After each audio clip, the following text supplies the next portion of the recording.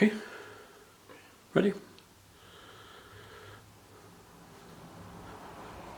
Hello, my name is James Douglas and I've been asked by Deaf Scotland to talk about the movement Deaf Scotland, deafness and where that becomes involved in my music. Sometimes when you hear information today it can be a little inaccurate. In my case, I came across one university who was lauding me for writing 75 works in 3 years. In fact, it was 6 years almost when I wrote the pieces. So what I will be trying to do is correct any misapprehensions of the way information technology today sometimes makes mistakes in the same way as when we speak we make mistakes. Now when I started learning the piano, I had a very good piano teacher, and one of his first pieces of advice was, don't be afraid to make mistakes. You can learn from them, but please don't be afraid to make them. And that's been a great help to me all my life. So to begin, I'll go back to the year 1939, where the incident that started my hearing problem started.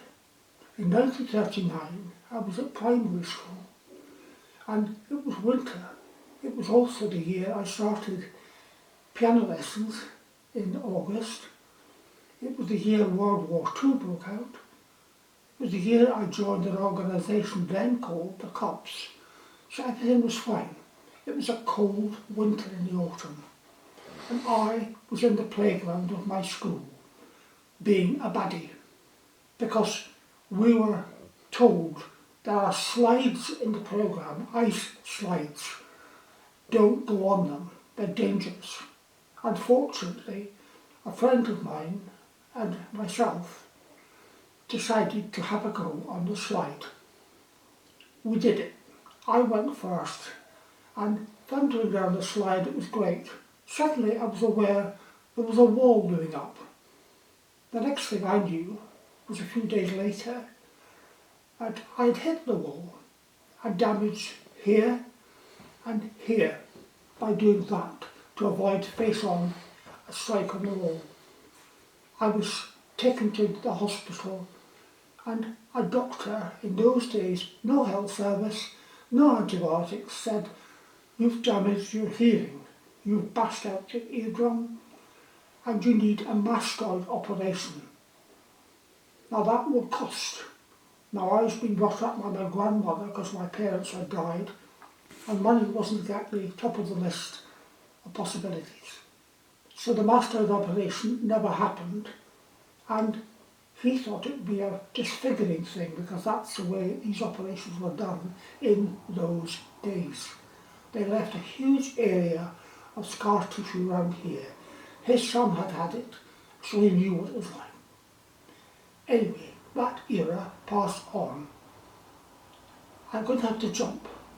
So I'm going to jump from that era right up to about 1961. And in that time, I had finished school, studied at the Heriot Watt, been abroad for a bit to summer schools, to Paris, where I met a very helpful professor, Munich, Salzburg, and London, where I took an LLAM and an ARCM. That meant memorising up to 2 hours music and playing piano or accompanying a singer by memory. I've been fortunate because my memory, when I learned to read music properly, meant that I could read music in my head.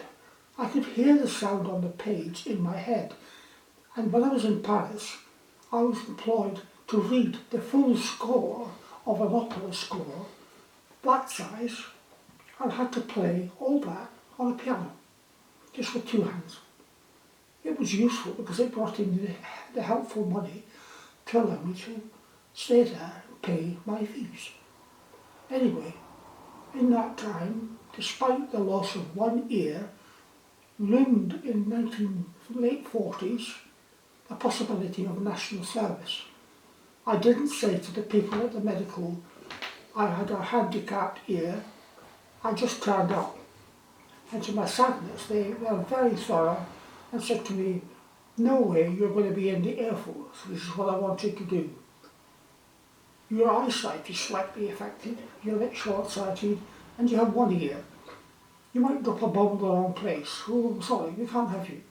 And that was when my interest in the other countries came into being, because I felt they had things to offer I was interested in. French, German, Italian, various songs as well as British songs. So I reached the 1931 stage. By this time, I was married and had a young baby.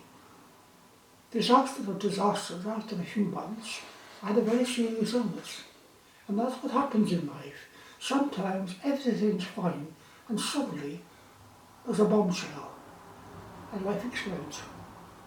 And I was told again, remember, don't make mistakes, keep going. Now I am probably what's called a survivor. I just keep going. After that,